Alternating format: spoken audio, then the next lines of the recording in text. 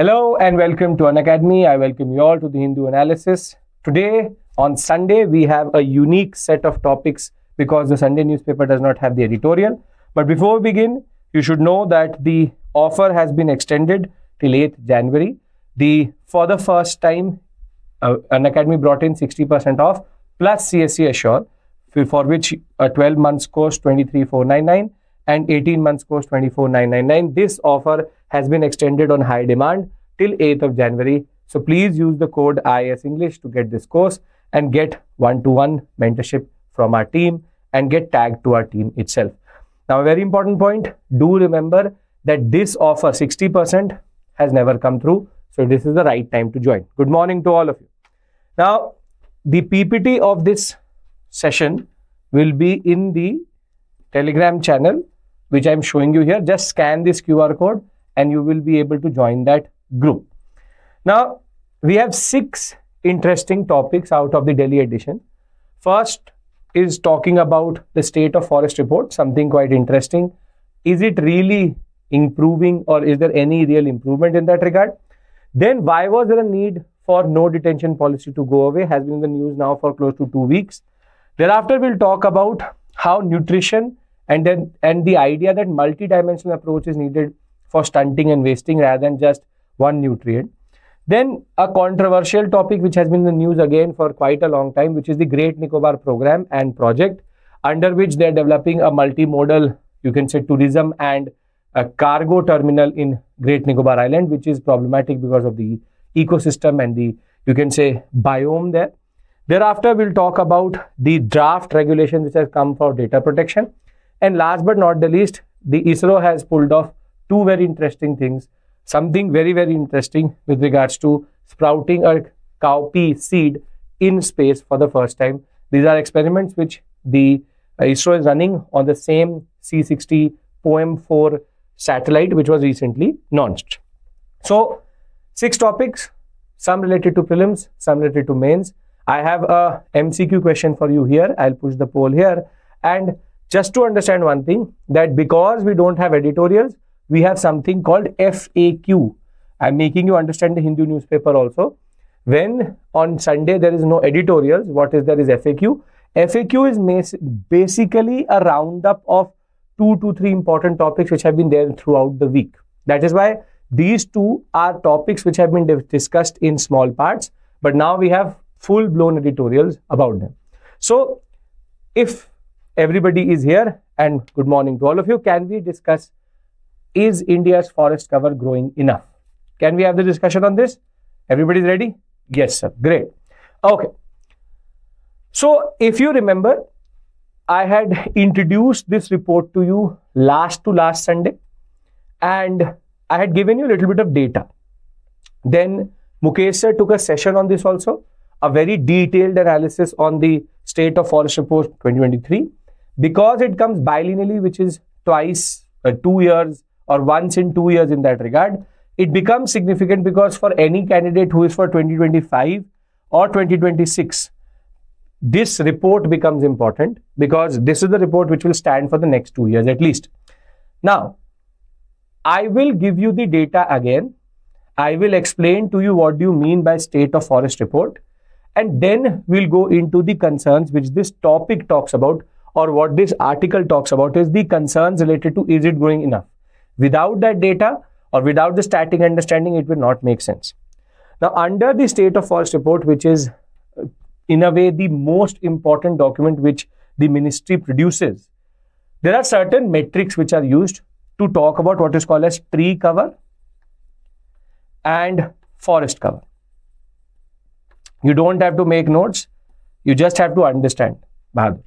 Now, the first concept under this is called, how do I understand what is tree cover and what is forest cover?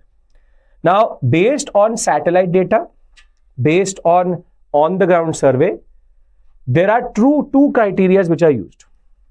First is land greater than 1 hectare and land less than 1 hectare in a forested and a non-forested area. If land is in a non-forested area and is less than 1 hectare, it is called tree cover. Doesn't matter how much the canopy density is. Canopy density means if I have a proper forest, if I have a satellite image from the top, it shows canopy density. Now, if canopy density, if it is less than 1 hectare, be it 100%, still it will be considered tree cover. It will not be called a forest cover. Forest cover is if this canopy density is for more than 1 hectare, and thereafter it uses 3 terminologies. So if it is more than 1 hectare and more than 10%, then it is sometimes called the open forest, dense forest. Let me change the color of the pen. Dense forest, and then very dense forest. And the idea is, if you have 10 to 40% of canopy density in more than 1 hectare, it is called open forest or forest cover. If it has more than 40% till 70%, it is called a dense forest. And thereafter from 70% above, it is called a very dense forest. And therefore, 2 criteria have to be taken into consideration. More than 1 hectare, less than 1 hectare, doesn't matter how much the canopy density is, it is a tree cover. More than 1 hectare, more than 10%, then you have 3 different, you can say, concepts, which is open forest, dense forest, very dense forest, canopy density based on satellite coverage and on the ground surveys of these forests itself. This is the way the whole report divides itself according to different heads. This is where you can get a static question and you can get statement based question in the examination straightforward, which is how do you define a very dense forest? How do you define a forest? So this is forest cover and tree cover now differentiated. Do we understand this differentiation? Everybody has to say, yes, we understand this differentiation. What is the difference between a tree cover, between a forest cover, and within forest cover, we understand what is dense forest, very dense forest, and open forest. We understand this? Because once you understand this, there will be a lot of terminologies which I will introduce further. This is how the report divides forest and non-forest. Okay, great. Everybody says yes, great. Now, according to this report of 2023, the total forest plus tree cover in India is close to 8,27,352 square kilometers, which is 25.17% of the geographical area of India, out of which 7 lakh is forest cover, close to 1 lakh is tree cover, and we have 4,992 square kilometers of mangrove forests. Okay, so all forest cover more than 1 hectare. Yes, if it has to be considered a forest cover, it has to be more than 1 hectare. If it is less than 1 hectare, but all of it is canopy density is 100%, still be covered as tree density or tree cover. So it 1 hectare is the differentiating line between forest cover and tree cover. Okay. Now, how does this data compare itself with the last report? In the last report, we had 24.62% of India's total total area under forest and tree cover. Now that has increased to 25.17%. Then net forest has gone very marginally up from 21.71 to 21.76, and net tree cover has gone up from 2.91%, again marginally, to 3.41%. Again, marginal increases. However, mangrove forests have gone down. Please note this anomaly, because whilst we have increase in all, which is forest cover, tree cover, and overall, mangrove coverage and mangrove forests have gone down. Very important, we've discussed this, if you remember, under the tsunami article, that mangrove forests are important as, you can say, storm breakers and tsunami breakers. A very interesting, what we call as ecotone based forest cover itself is at its own, you can say, scientific principles through which mangrove forests are able to survive in sandy and very saline water, but very important indicator of the health of India's environment. Therefore, we have 3 good indicators, though all marginal, and 1 problematic indicator, which is mangrove forest going down. This is called absolute data. Now, in PCS level examinations, you can get absolute data, which is in UPPCS, in BPSC, you can get these type of questions where they ask you pure data itself. So pure data, if somebody needs, this is where we'll talk about why it has decreased, mostly because of urbanization and developmental activities, but we'll discuss that. Then if I move further, the other set of data which comes through is related to state by state understanding. Here we have forest cover and tree cover, meaning largest forest cover, largest tree cover. Now, largest forest cover area wise, MP and then Arunachal and then Chhattisgarh. Again, something which you should know. Percentage wise, obviously, as a percentage of its area, it will be smaller states and UTs, Lakshadweep, Mizoram and Andaman and Nicobar Islands. When we talk about tree cover, which is less than 1 hectare having tree canopy density, it is Maharashtra and not MP, and then Rajasthan and Uttar Pradesh. And here we have Lakshadweep, Mizoram and Andaman Nicobar Islands. So basically, percentage wise, tree cover or what we call as forest cover doesn't change. It becomes LMA, that remains the same. However, here it is MP, Arunachal and Chhattisgarh. Here it is Maharashtra, Rajasthan and UP. So you have to know this also, which is how it is differentiating according to tree cover and forest cover. But if I look overall, which is if I take largest forest and tree cover together, then again this doesn't change. LMA, which is Lakshadweep, Mizoram and Andaman and Nicobar Islands, but MP comes back. So you have MP, Arunachal Pradesh and Maharashtra. So Maharashtra makes an entry as soon as we add forest and tree cover together. Maharashtra is not in the context. If you only have forest cover, then Chhattisgarh wins that and gets the third position. This is again something which you will get throughout the next 2 years as questions in Indian forest paper and over and above that in most of the PCS level examinations, because this standard data is important. So I'm again repeating it for you, which is forest cover largest, meaning more than 1 hectare, more than 10%, MP, Arunachal, Chhattisgarh. Thereafter, more largest tree cover, less than 1 hectare, it is Maharashtra, Rajasthan, Uttar Pradesh. And together, if I bring the data together, it becomes MP, Arunachal Pradesh and Maharashtra. So this is an important point. LMA doesn't change anywhere. It is Lakshadweep, Mizoram, Andaman, Lakshadweep, Mizoram, Andaman, Lakshadweep, Mizoram, Andaman. LMA doesn't change either in percentage, either in area, or rather in percentage, it doesn't change, be it forest plus tree, or be it only tree. I hope you're getting the point here, which is how to learn this data also, which is to have a logical way of learning this data.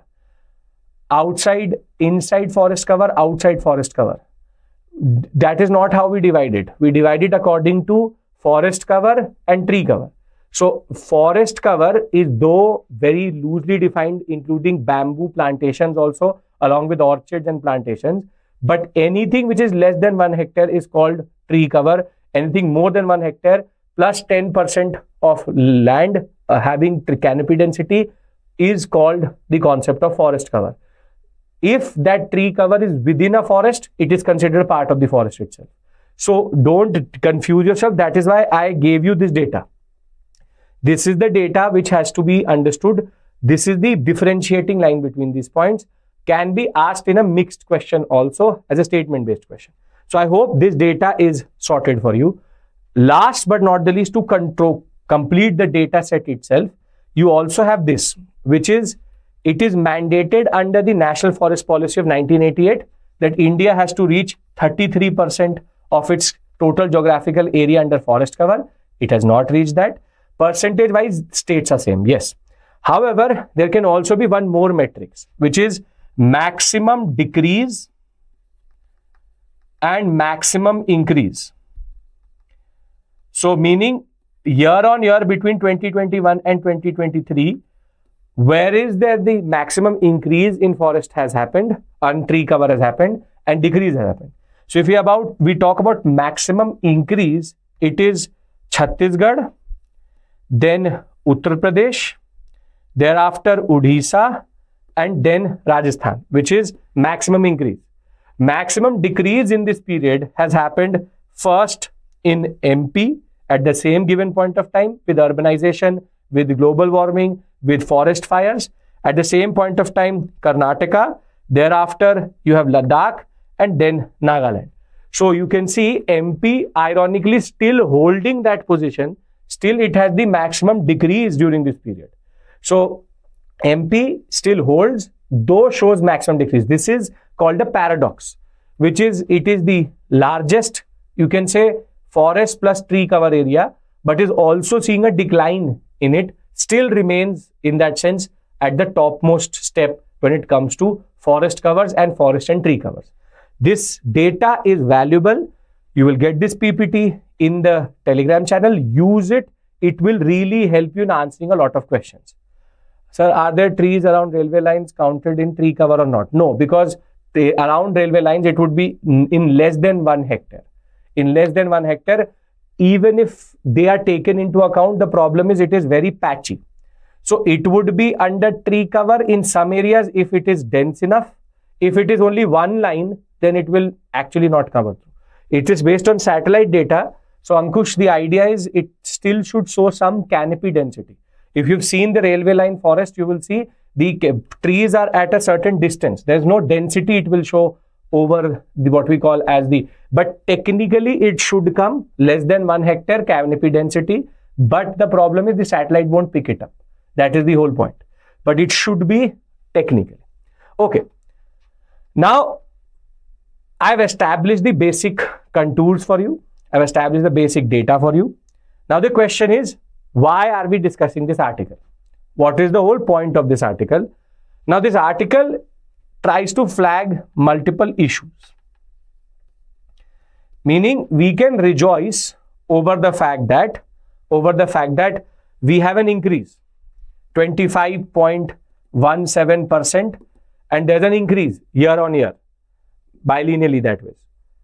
But the idea is there are multiple problematic trends, which this report also points out, which needs to be also considered.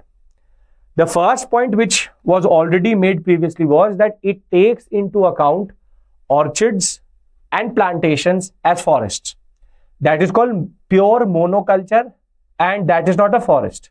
But in order to meet our NDC demand, which is the nationally determined goals which we have given to the Paris Agreement, we are adding it to show that we are now reaching our carbon sink target. So the first issue is definitional. The definition itself has been distorted, and this is a point which she has, the author has made, that yes, when we talk about forest definition, the report very simply and in a very casual manner adds these three into forest, which should not be there. But that is a rhetorical point. What are the more concrete points which the article points out as problems? The first is that it talks about the Western Ghats. Western Ghats, one of the most important biomes and biospheres, along with that very, very, you can say, ecologically rich and has a lot of biodiversity also. It was given a certain status called eco-sensitive area in 2014, and the problem is, even though it got the eco-sensitive area tag in 2014, we have seen a decrease in the forest in this area. Very dense forest increased, but moderately dense or dense forest and open forest fell down. So Western Ghats is one important ecologically sensitive area, and that is showing a decrease. First red flag in that regard. Second, when we talk about the Nilgiri forests, which is even a UNESCO biosphere, UNESCO recognized biosphere, again between 2013 and 2023, it has also lost its forest cover, most because of forest fires. We'll discuss the reasons why it is decreasing. So Nilgiri again going down. The third obvious one is obviously mangroves. Mangrove forests year on year have also gone down. And last but not the least is, though the northeastern you can say states occupy 8% of the total geographical area of India. They hold 21% of the forest and tree cover. And it shows that there is again decrease in the forest cover in the northeast. So therefore, 4 areas it is identifying which show alarming development. Now the question is, why is it happening? Do you understand the data? Do you understand the concerns? Then I will discuss why. What is the data? What is it trying to tell us? What are the 4 areas which have been identified? Yes, okay, great. Now, the first reason why we are losing forests are forest fires or global warming based events. This could be extreme water shortage, or you can say drought-like conditions. It could be extreme heat, which makes these forests susceptible to forest fire. And therefore, let's be very honest, forest fires in the Himachal, Uttarakhand, and now in the Deccan sector are becoming more and more common. And therefore, this is becoming one of the biggest challenges which the forest department has to face, be it man-made or be it, you can say, naturally induced. More man-made than naturally induced. Forest fires remain a very big issue. Second is land use pattern, which is forest land is being diverted to agricultural land. This is because of food demand going up. It is because of fertility of land going down, and it is because of soil pollution. So this is a cascading effect, which is because of soil pollution, the fertility of land is going down. We have either monoculture, overuse of land, or what we call as basic soil erosion, which in turn leads to this process of what we call as forest land being diverted towards agricultural land. Third, obviously, as you pointed out, is urbanization, which is the most of the reasons for the Northeast, wherein more and more land is being diverted to cities, towns, and deforestation is something which is getting connected in that regard with the creeping cities into the forest itself. Plastic pollution may be leading to, you can say, soil pollution, but plastic would not lead to the forest being cut. But yes, plastic pollution is one of the type of soil pollution. Soil pollution is going up, leading to the fertility to go down. Okay, I get that point. Soil pollution is going up, in turn leads to fertility of the land going down. Now, last but not the least is also what we call today as policy issues, which is Compensatory Afforestation Act in India is also problematic, which is called CAMPA. Extreme drought means a lot of water shortage. The shortage of water or extremely dry conditions, either because of natural or man-made causes, called drought. So basically it's extreme drought-like conditions in forests could lead to the forests becoming susceptible to more forest fires. El Nino, that is again coming here, global warming. Understand this point, El Nino is not something which happens only because of global warming. ENSO is something which is part and parcel of the, you can say, Earth's, the way it happens is not specific to the, you can say, forests. However, yes, the number of El Nino events increasing is related to global warming. But you can say rather, Arpita, it would be increase in El Nino based events. That would be a better way of putting it rather than just saying El Nino, because ENSO still happens irrespective of the climate change in that regard. Okay, mining, sure. That is again land use pattern. You can add urbanization, mining, illegal mining. We also have developmental activities. The word would be developmental activities. Can anybody tell me what would be one of the reasons for a recent discussion I had on this platform where a lot of forest will be cut for a developmental activity? Do you remember that article? 23 lakh trees will be cut for something which we discussed previously. What was that? What was that project? Andaman and Nicobar is there. Great Nicobar is there. Yes, very good, Bhumika. Ken Betwa.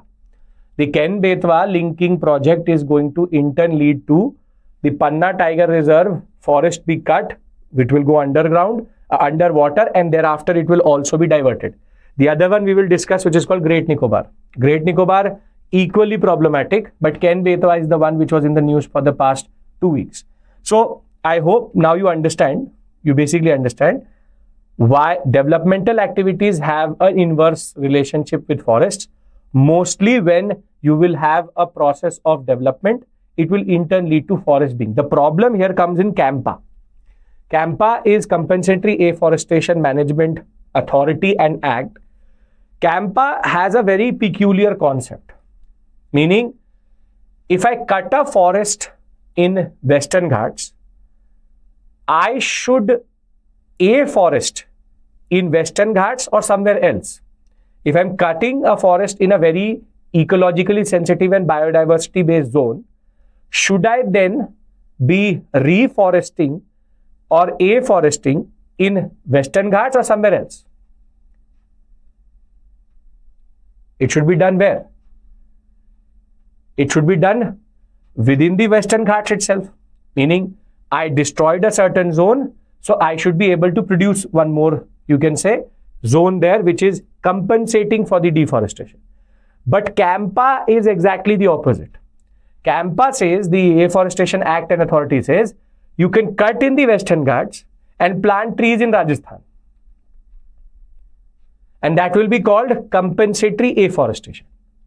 But that is where the policy issues are such, or the policy itself is such, that you're destroying a very, very ecologically active and biodiversity, you can say, hotspot, and then creating an artificial forest in an area where it will, as it is, not survive. So if you look at it, there are multiple roadblocks. There is always an, you can say, dichotomy between development and forest. But CAMPA is somewhere it is, and CAMPA actually came into the context because of Great Nicobar, which I'm going to discuss very soon. But the point which I'm trying to make here is very simple and straightforward. There will always be a dichotomy. There will always be a lot of conflict between forests and urbanization. We have certain targets to meet. And if I say that this report is extremely positive, is also problematic. Why am I saying this to you? Because there are types of questions which can come in the examination which ask you to critically analyze. Though India has increased its forest and tree cover, there are multiple red flags. Elucidate, show to the examiner. This type of question, or with critical analysis or critically analyze, these type of questions need this type of data. This type of data goes into these type of questions. So the first part will be helpful to you in UPSC and PCS for prelims orientation. Second part will be relevant for you for mains orientation with something why, and second, the concept of where do we see in Western Ghats, Nilgiris, mangroves, Northeast, we see proper red flags emerging. So I hope you are now in a position to write this type of a question, because now I want to check what have you picked up in the, in essay also. You picked up in the past 25-30 minutes. I have a MCQ based question. I'm going to push a poll to you now, and therefore let's see if you remember. Tea plantations, this is Rohit the problem.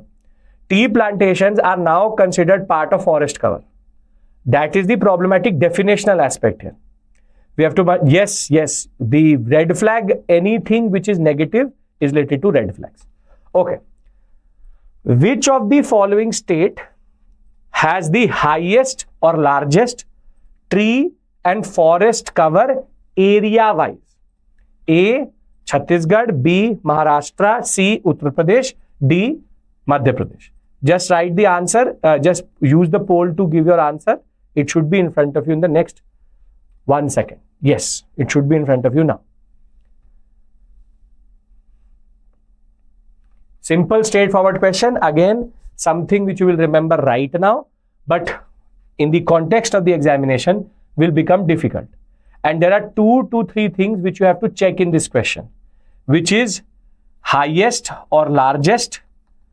Is it saying tree and forest, or is it saying just tree or just forest? Is it saying area wise or percentage wise? These are 3 things which you will always check. Definitional issues, Lalita, I've previously also pointed out, is that in the forest report, forest is being defined more than 1 hectare tree canopy density, includes plantations, tea plantations, coffee plantations, and orchids and other what we call as plantation based crops. That should not be under forest, because forests actually are not purely monoculture based for commercial production. This has been done by the government to meet its carbon sink target, but is a very big red flag, because it leads to, you can say, diversion of a forest to tea plantation, and that is not equally what we call as ecologically diverse, and could in turn lead to, you can say, forest being diverted to capitalistic farming, but thereafter being called a forest itself. Okay, so we will give it 1 more minute. Everybody has to respond. What is the answer here? Largest tree and forest cover according to area wise. Okay, we'll end the poll here. And the answer is very good, Madhya Pradesh. Please remember this point. It will become important. If this question said percentage wise, then the answer would have been what? 80% of you totally correct. If the question was percentage wise, then the answer would have been what? Percentage of land wise. Then the option is not here. What is the UT or state which has percentage wise? Very good, Udas and Deepika, which is Lakshadweep. Then the answer would have been Lakshadweep. Ironically, for Lakshadweep, every question answer is Lakshadweep only. If it is a percentage based question, all the answers are Lakshadweep. Tree, forest together. And as one of you pointed out, if it said only tree cover, then the answer would be Maharashtra. If it says forest, then it is MP, together MP. Remember these analogies. It will be something which will help you in the examination. So I hope this topic is comprehensively covered with the percentages and the states also. This will help you in the examination generally. Okay. Now we move to the second topic, which is no detention policy. Why was it rolled back? Now this article has a lot of interesting points which were made, and I will systematically develop the whole concept. Now, no detention policy was introduced in the Right to Education Act in 2009. And under no detention policy, the idea was none of the student or no student can be detained, which means that he cannot be held back. He cannot be held back 5th and 8th class, till 8th class basically. 5th was created as a cutoff point. Cannot be held back. He or she will be promoted irrespective of the fact that if he or she meets the examination or the performance targets. Now, this section has been very poorly interpreted and implemented also. But the point was, there can be no student who can be expelled or detained from 1st to 8th class based on his performance in the yearly examination. And the alternative which was provided was called CCE, which is called Comprehensive and Continuous Evaluation. Continuous Comprehensive Evaluation, which is rather than having an examination in the end, which we used to have, which is the final exams, you would have a continuous process of examinations together, then summating and giving you the authority, or the, you can say, giving the teacher the authority to pass a student.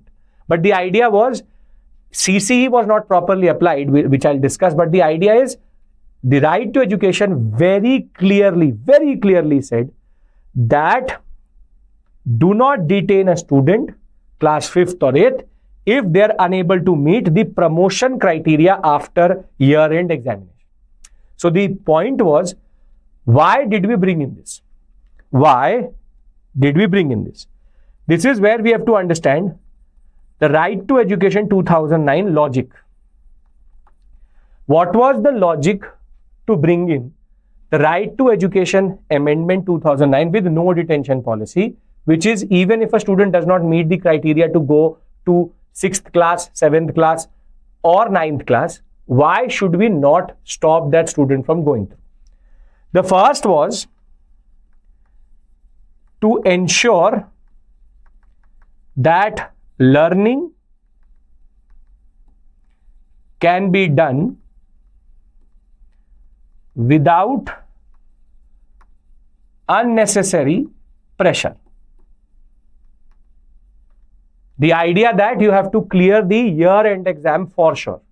So the idea that the final exams are coming, this idea of one exit or entry point, or the idea that one examination will decide your fate, is something which used to create pressure. You all can feel that, you all are part of that one moment, that prelims examination, that mains examination, that interview can change your life. And this is where that pressure which you feel was seen to be unnecessary at the school level, so that one examination should not create a lot of pressure.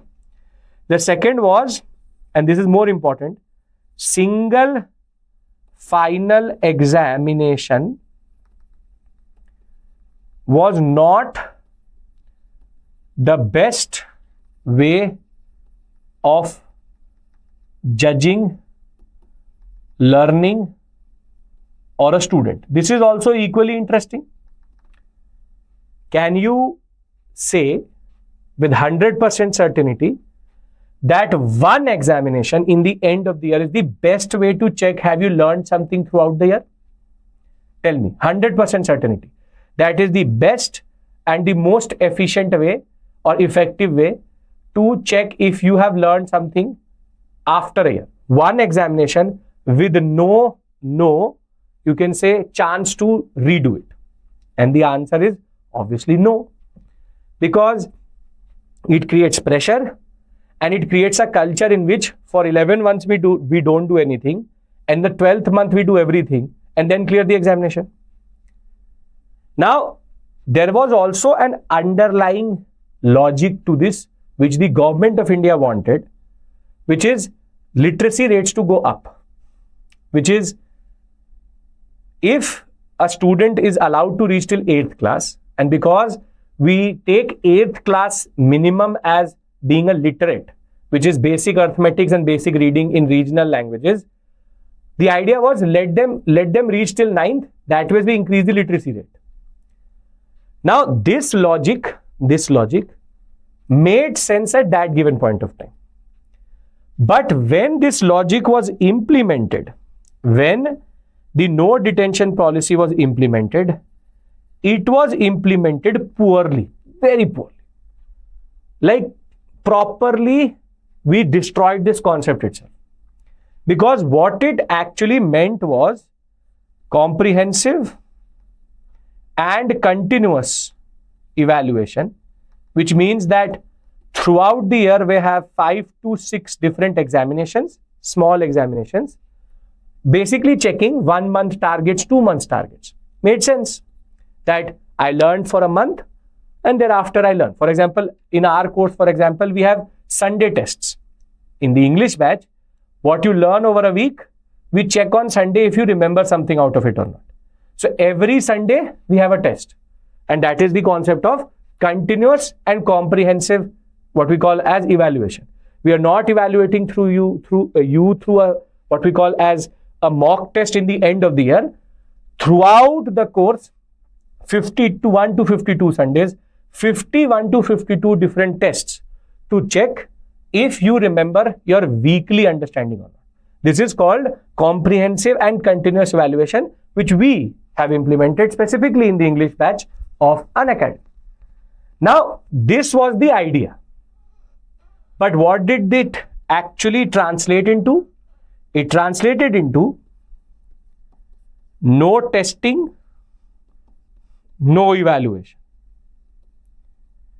Meaning, what now school started to do was, firstly, they stopped taking tests only. They said, okay, let us just let the students cross. There should be no testing itself. And this translated into no teaching. Because the student is not to be evaluated in the end of the year, there is no pressure on the teacher to know what is the outcome. So because now evaluation became input based rather than output based, the idea was the teacher has taught, okay, let's see, no test, pass the person. Meaning all the classes were done, yes, tick, teacher covered all the syllabus, tick, now just pass the student, because there is no need for the concept of no test. There is no need to test only, because the right to education says even if we test, we cannot stop, we cannot detain. So therefore, the implementation of this was really bad, like really bad. And therein, what was the outcome of no detention policy are called learning gaps. Now, as a UPSC aspirant, you can make a lot of points which are rhetorical, maybe emotional, but in the examination, you also have to make points which have data-backed understanding or some statistics behind it. Now, the point was, how can we identify the learning gaps? Before I do that, tell me if you understand the logic of the RTE no detention policy and why am I saying that the implementation was problematic? Because then I'll give you data which comes out of this article, which gives us pure understanding on how these learning gaps actually emerged. Okay. So now you're telling me that you understand what is the reason for the learning gap, but then what is the quantum of the learning gap? This is a very important point. And this is where a report was used, which is called ASR. This is called Annual Status of Education Report. Under ASR, which is produced by an NGO called Pratham, there were glaring gaps which were actually pointed out. Glaring gaps. Just to give you a certain taste of it, first, 42.8% of class 5 or 5th class student could read class or standard 2nd or 2nd class books. Meaning, if I gave a 5th class student a book which was of 2nd class, only 42.8% of them could read it. Meaning 3 standards forward, and the majority of them were not able to read a book which should have been read by a 2nd class student. Second, 25.6% of class 5th students could only do basic arithmetics, which is basic addition, subtraction, division and multiplication. Only 25.6% of the students were able to do. That too something which is done in 2nd class.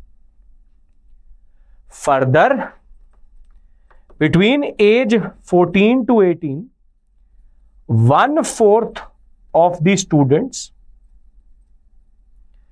were not able to read class 2 or 2nd class regional language book. Meaning, not even an English book. 1/4 of the students, 25% of the students between this age were not able to read a vernacular, their state's language, 2nd class book. And fourth, looking at the data of the past 5 to 6 years, 10th and 12th board examinations, out of 59 state and central boards together taken into consideration, for 2023, 65 lakh students failed the examination. Meaning, when it came to crunch time, actually, when it came to the board examinations, 65 lakh students were not able to cross. 65 lakh. And this is where now the government of India said enough is enough. In the name of no pressure, we have reached to a point of no testing, from no testing to no teaching. And therefore, we are creating a generation which only knows how to make videos and make such cringe videos that they think that that is the only way how you actually get employment or money. So we have the idea was that the government could see learning gaps, but the way the students were then performing at the higher secondary and secondary levels were even more problematic. Meaning, when they were reaching to the level of 10th, 12th and college level, they did not know how to do basic maths in that. And this is where there's a lot which came through in the past 5 to 6 years as criticism. And that is why there was a need to remove no detention policy. But now, removing no detention is not just the answer. Meaning, we need a way forward. I hope now you understand the logic of no detention, the problem of no detention, the implementation of no detention, and also you understand what is the tangible data which can prove to us that no detention policy was destroying the basic, what we call as minds of the demographic dividend of India. Now, what is the way forward? One way forward was removing detention, no detention policy, which is already done. But regular assessment based examinations or CCE remains critical. Second, identifying the gaps and now working on them. Meaning, we cannot have one whole generation of students who have no idea itself. We have to now figure out where the gaps are, fill those gaps. Third, and a very important point, teachers' accountability and responsibility needs to be also ascertained. Meaning, it has to be fixed. Meaning, if a student is not able to do 2 plus 2 equals to 4, then there is a problem. Not in the student, but also in the teacher. So, teachers' accountability should also be taken into a certain understanding. And fourth, we have to check discrimination, caste bias, and issues based on socio-economic indicators for these learners. Meaning, let's be very honest, there is a failing on the part of the teachers also. So, we have to make sure that teachers are also held responsible for how they only teach high caste students. They remove or they tend to create more and more roadblocks for certain types of students, and they are not putting this effort because of no detention policy. That, please do understand, then why is that the failing to find interest in any student apart from academics when we cannot perform well in academics? Tara, good point.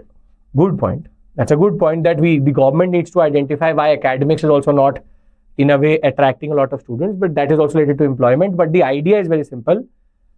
This is what is the way forward. If the student is at fault, the teacher is also at fault. So if you don't understand something after a teacher teaches it through a proper channel, through a certain process, then it is also the failing of the teacher as much as the student. And this is where you will get questions like this. The removal of the no detention policy in 5th and 8th class was the need of the hour. Comment. But now in a comment question, you can't just say that no detention policy will solve all issues. Will removing no detention policy solve all issues which are there in the education policy, the education system, and the way we conduct our education?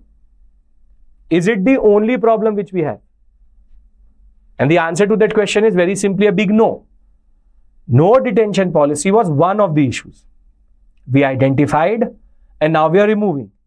The same way we should now be able to identify others. And if you remember, I have previously discussed sanitation, electricity, water, and basic, you can say, disability access to schools. This is where that UDIS report, UDIS plus report plus the ISRO report together can give you a lot to write in the examination. UDIS plus we've discussed previously, if you remember. If you haven't, just check the video for Friday and you will find that there is a lot of discussion on that. UDIS plus we've discussed with regards to enrollment ratios, with regards to dropout, with regards to infrastructure. So I hope now you are understanding how a newspaper bit by bit builds up an understanding and why therein you and me come through, or the role of CNA comes through. This data is scattered across 5 to 6 days. So what we have now been able to do, we've been able to compile it together from what we did on 2nd and 3rd and today on 5th. Together, the 2nd, 3rd and 5th of Jan data can be collated to create a UDIS plus ISRO report. And no detention campaign was no detention policy was something which was previously there last year itself. In December, we were discussing about it. So if you look at the overall picture, now you can see a very interesting pattern on how a newspaper adds to your knowledge. Okay, now we now move on to nutrition. And this article, which is out of the science page, again, some of the newspaper, regional editions of this newspaper may not have the science page. This is about health, nutrition and its relationship and the targeting of nutrition itself. Now, this article points out a very interesting, you can say, anomaly, and it is based on the Lancet report. Lancet, a very important, you can say, article for science journals and science. The Lancet had a certain report which came through.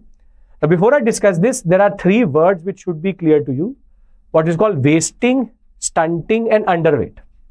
Now, if you are low weight for your height, it is called a child is wasting, meaning his weight is not proportional to the height.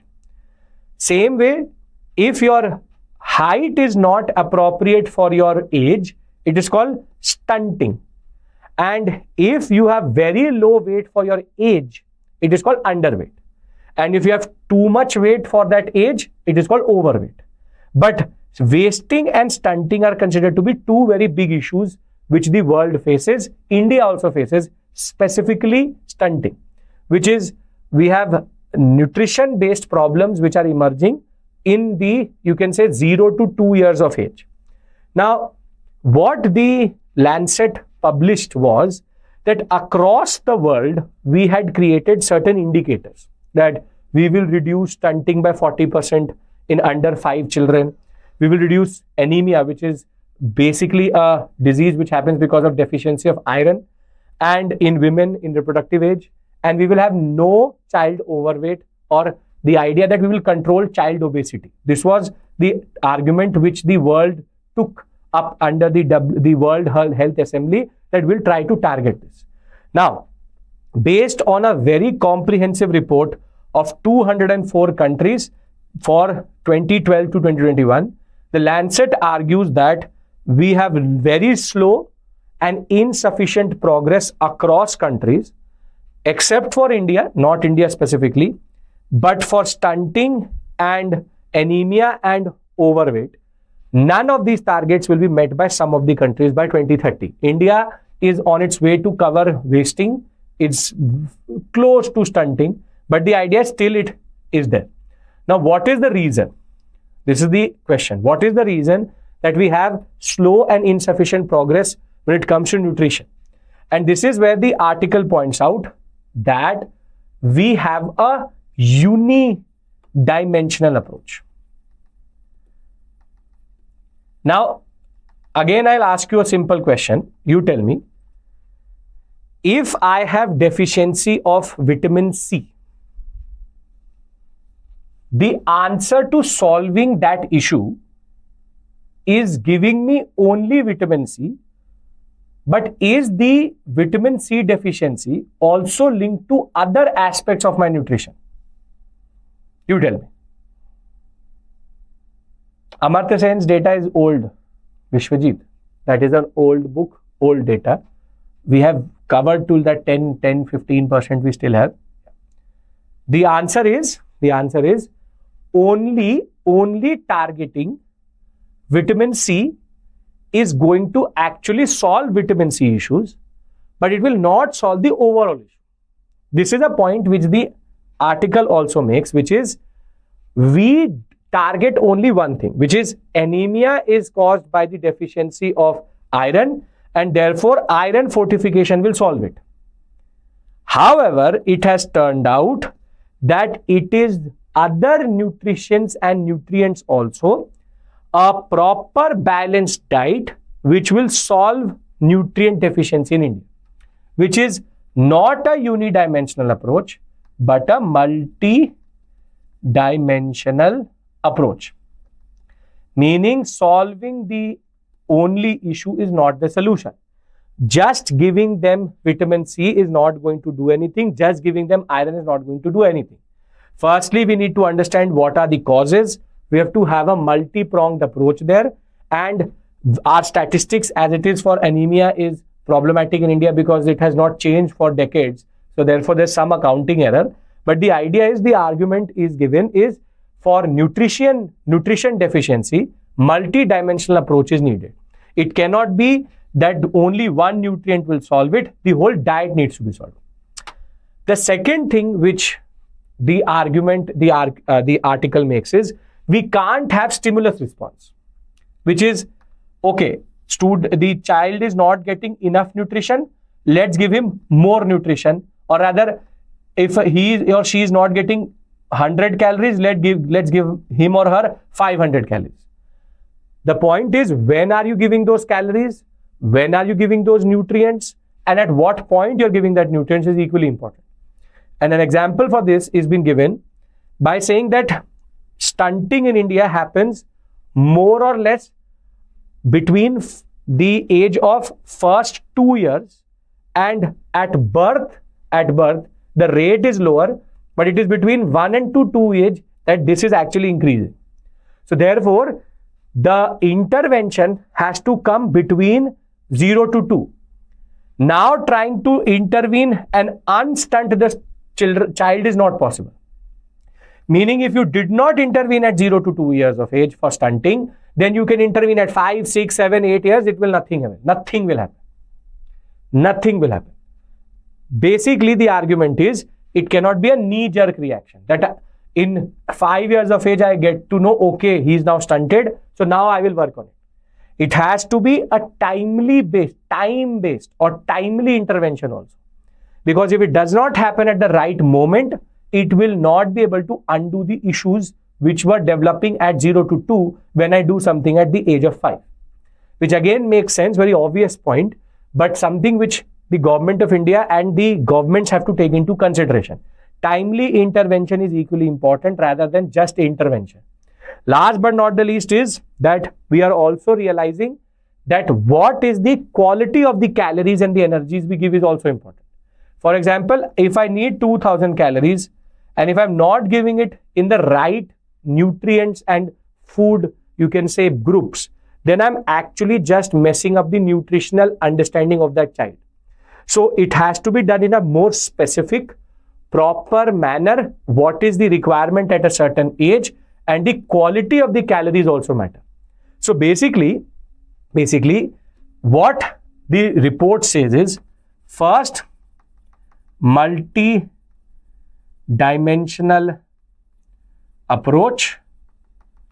Then second, it says timely intervention, meaning at the right age. Third, it says quality of the energy also matters. Therefore, if these three things are taken into consideration, we then can have a better approach to solving the wasting and stunting in India. Now, this is a question, this is an article which gives you a way forward, and you use it to write an answer for this. For example, childhood malnutrition in India needs a multi-dimensional approach. Discuss. So in this type of question, you have to write these 3 points on why is it multi-dimensional, why it should be timely, and the quality of the energy should also matter. Simple, straightforward article out of the science section, but interesting one that way. I hope we are sorted with regards to this. You are now in a better state to write an answer for this in GS paper 3 if it comes through as a point. First point is multi-dimensional approach, not just one nutrient, diet management, proper diet, and a whole plethora of interventions are needed rather than just giving them iron or D or B or C. It has to be multi-dimensional. Okay. Now we go to a very controversial infrastructure project which is emerging and is still going forward. It's called the Great Nicobar program.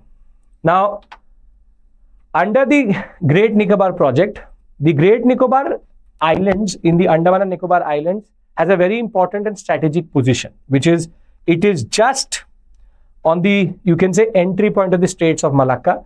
Straits of Malacca are considered to be holding close to 7 to 8% of all global trade. It is the only way to enter into the South China Sea, and any form of trade with the ASEAN countries and China and Japan can only happen through this strait as of right now. And Indonesia that way holds this strait strategically and is important generally.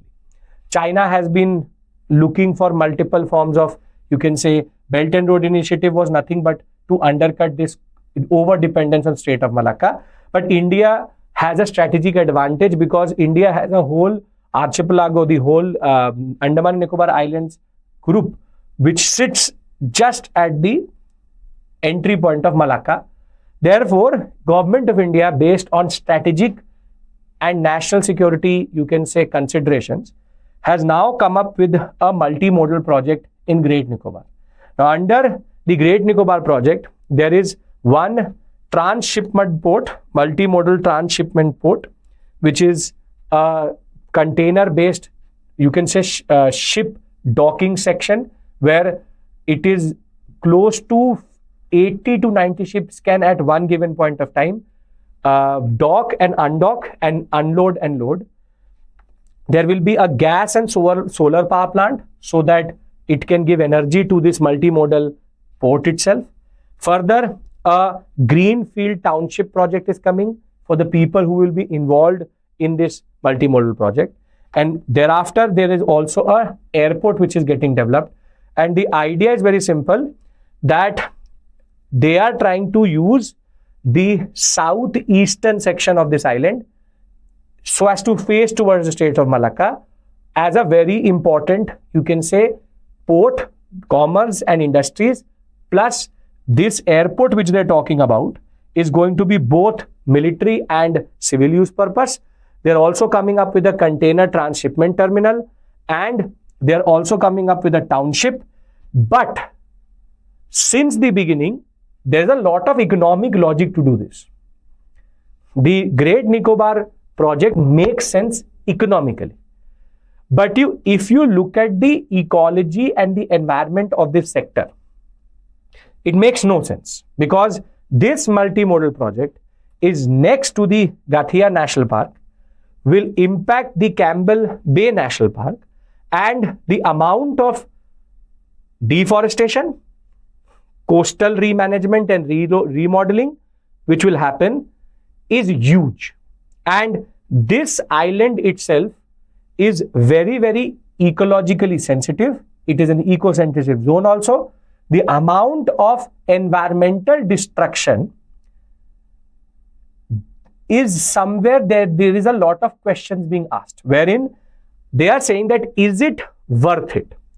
Is the ecological damage equal to or greater or less than the economic, you can say, viability of this project itself? And this is where a very age-old question has come through. Is diverting and what we call as forests for urbanization for these type of projects worth it or not? Meaning, the ecological hotspot, the ecological impact, is it really worth it for what we will gain out of it? And why this article is in the news is because the ministry or the shipping ministry has gone 2 steps further and has sent multiple correspondences to the Andaman and Nicobar the chief secretary and the person who's taking care of this. There's a certain authority which is called the ANIIDCO, which is called the Andaman and Nicobar Islands Integrated Development Limited. The manager of this plus the chief secretary of Andaman and Nicobar Island, saying that all of this is fine. Let's do one more thing, which is let's add one ship recycling and ship repair section. Plus, if possible, let's also develop a cruise terminal, meaning these big cruise ships, they can come through and thereafter they can also become a tourism hotspot. So therefore, there are already 4 components to this. They are saying, let's add ship repair and shipbuilding plus a tourism hotspot with regards to cruise-based ports also, not just a multimodal port, a cruise-based port also. The cost-based analysis or the cost-benefit analysis is something which doesn't really matter here. This is called absurdity. This is where even the chief secretary and the manager have shown a lot of, you can say, reluctance, because they're saying that this makes no sense. What you are saying makes no sense whatsoever. The Union Shipping Ministry has been sending multiple plans for a shipping yard, a shipping repair yard, plus a cruise ship, you can say, port. And this 72,000 crore project already is going to destroy a lot of the Gathia and the Campbell, you can say, national parks. Further, the ecological clearance has also been given.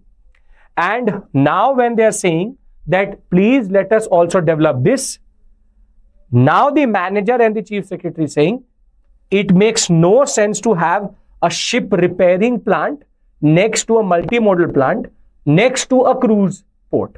Tell us what you really want, because you can't have beach resorts in front of a ship repair yard, which makes no sense whatsoever. But why this article has actually been written is because of one very interesting point. Any RTI which has been pushed with regards to this project, the Great Nicobar project, no information is being given as of right now under the concept of national security, saying that because this airport is going to be used for military purposes, no details about this project have been pushed through. None of the finer details are in the public domain, and all RTIs are being denied because of this national security angle. Now, why this article was written? It's written in anger because of the person who himself has written a book called The Great Nicobar Betrayal. He argues that if it is about national security, then at least tell us about the multimodal port, tell us about the plant, tell us about the township. If that is the case, why are you then developing a ship rebuilding sector? The idea is very simple, that now when we are asking you questions, you are internally having correspondence based on how I can add more elements to this project, rather than actually saying that, okay, for national security considerations, what are we doing?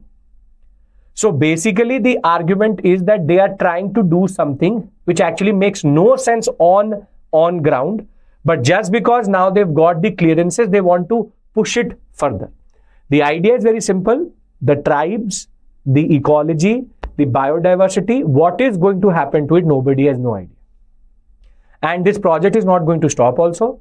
This is, as of right now, the best example of cost benefit analysis vis-a-vis ecological damages itself. And the idea is, this adds to the idea that development at the cost of environment. Where do we draw the line? Where do we draw the line? Let's see how this goes further. But the idea is very simple. This project is not going to stop, but we are now reaching to the absurd levels where we are now saying that let's develop a repair. Ship repair adds a lot of heavy chemicals and metals into the water. Imagine having multiple townships next to a ship rebuilding, you can say, plant and port, and how much heavy, you can say, damage and how much heavy metals would leach into the water, in turn destroying the ecosystem of this whole sector. Will this project impact the tribes? Yes, obviously it will. Because whatever land is going to be now deforested, either the tribes will go further into the Campbell National Park or they would be relocated. Tribes which have not been touched for centuries now. And therefore, this has a certain sociological impact also. But the point is, as of right now, any question you ask from the government of India about this project, the only answer they give is, and the national security and the strategic interest of India do not allow us to give us any information about this project. This is where it is becoming more and more problematic. And this is an update for you in what is happening in this project. That is why we are discussing this topic. Now, I hope you are now more aware of what is the internal correspondence, and environmental assessment report was also done. It makes no sense here. Even the social audit makes no sense here. But the point is, the government of India has already. The positive points is maybe the environmental, the economic cost will outweigh the environmental. I told you about this concept of Cowpea, right? That this is where the government is misusing Cowpea. They are saying that because we are destroying all of this forest in Great Nicobar, we will afforest in MP, in Rajasthan and in UP.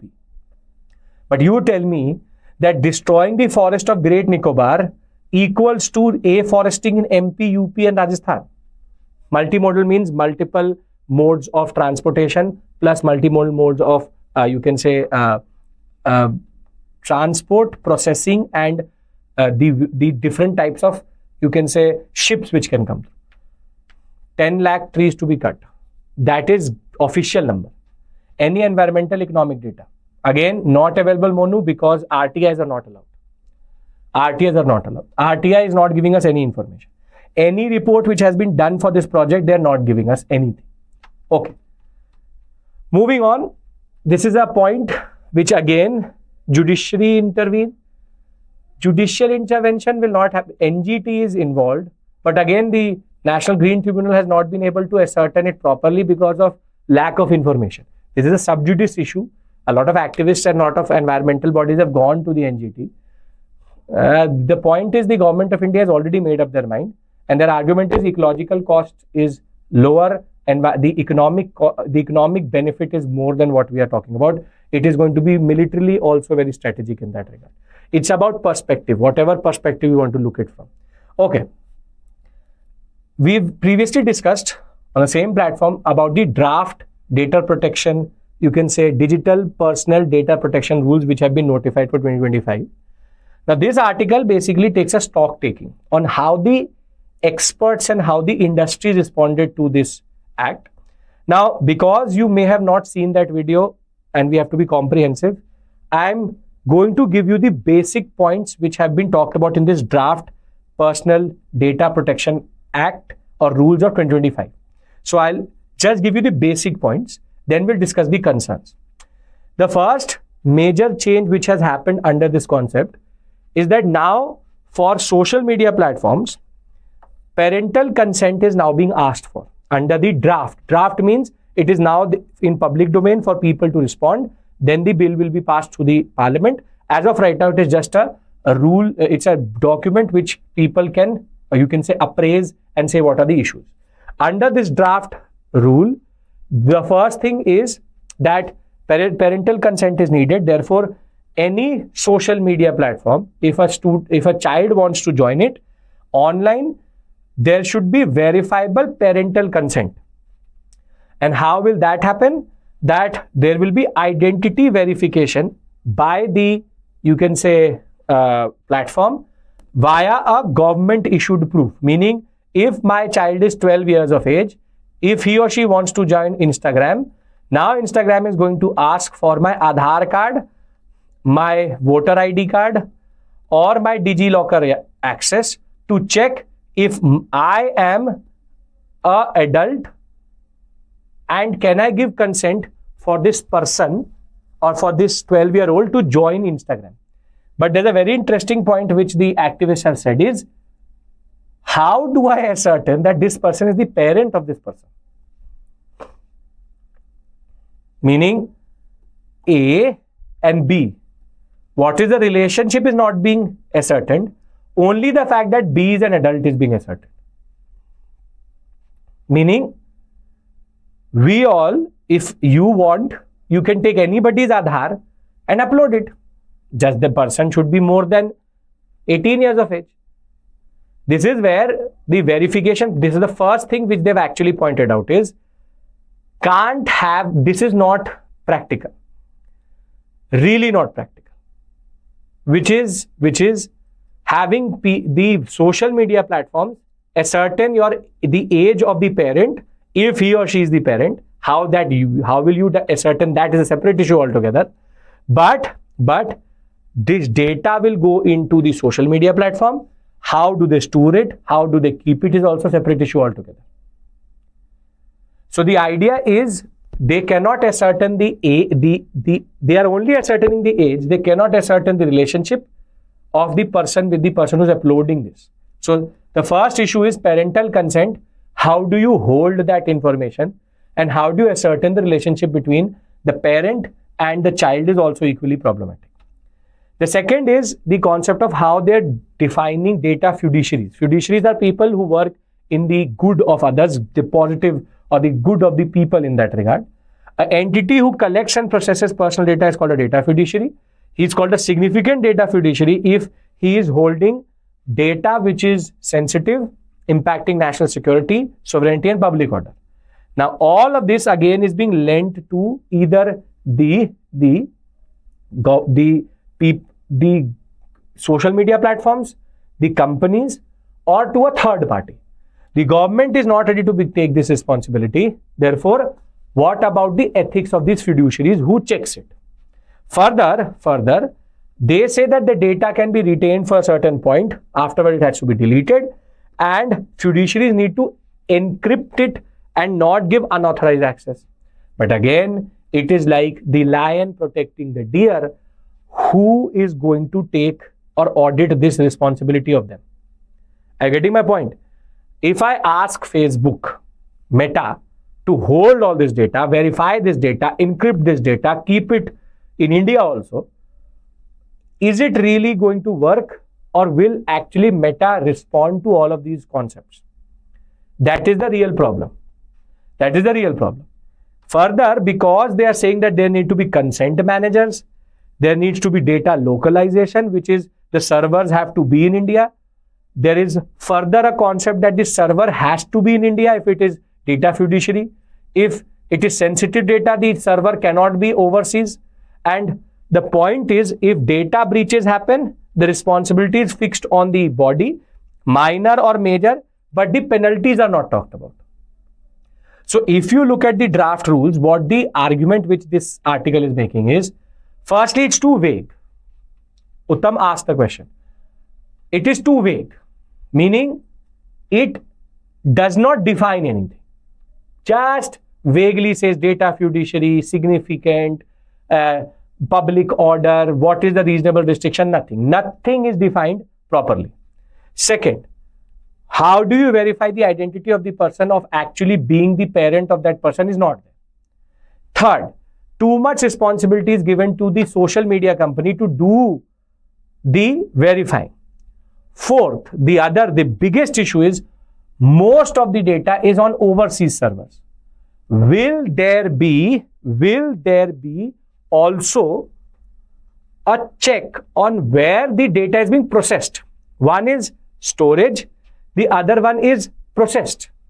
And therefore, the idea is what to do with that information, yes, Satyam, the 250 crores fine on specific issues has not been defined.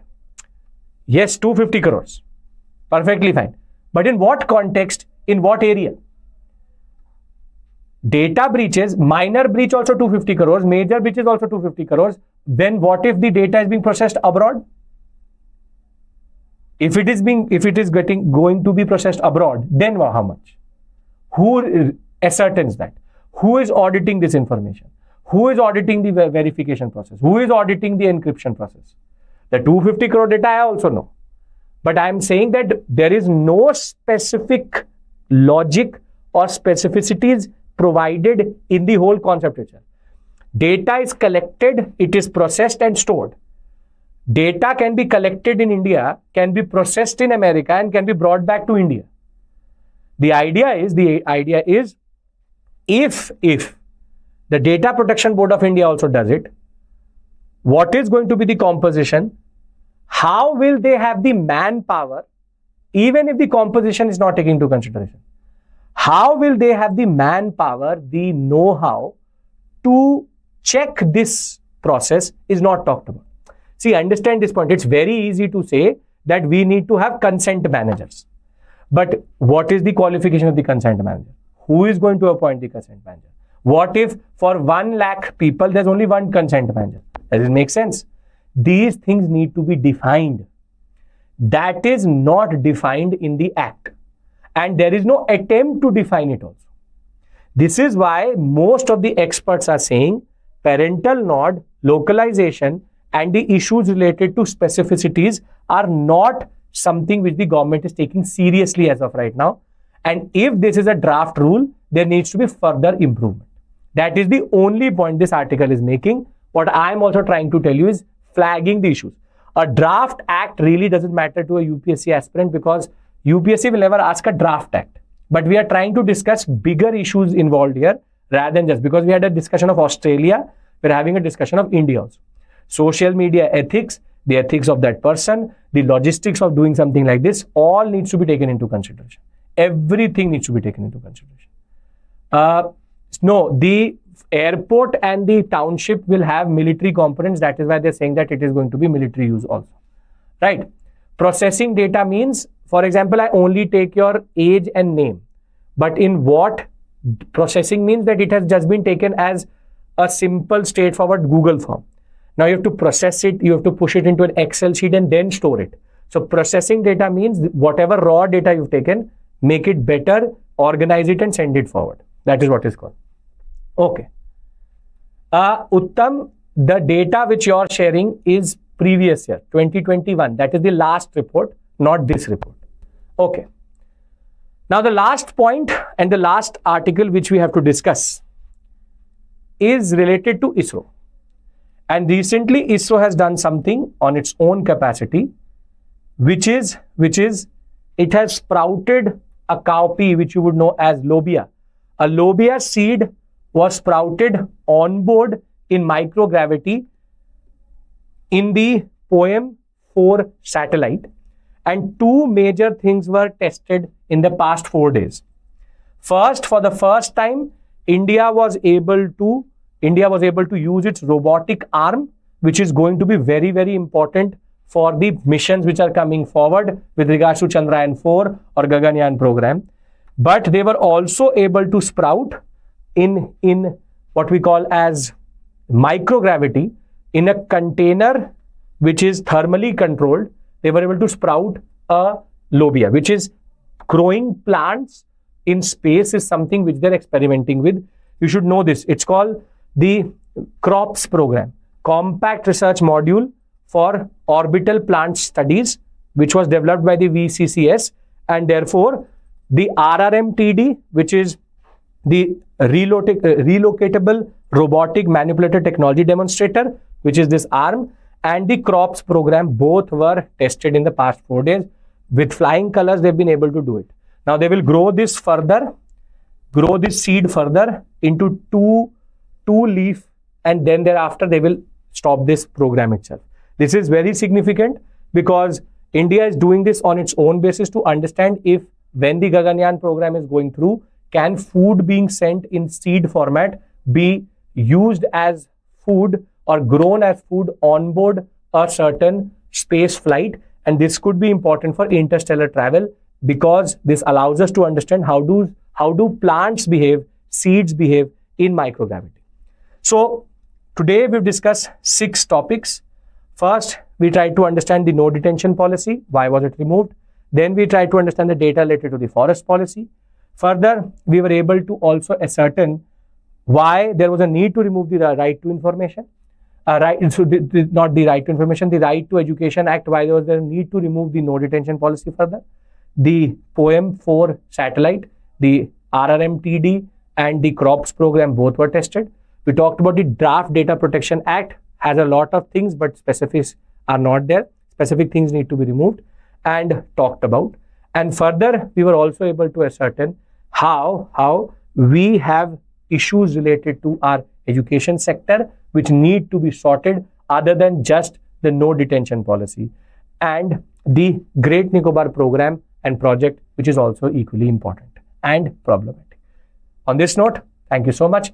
I'll see you soon with another set of issues. Take care.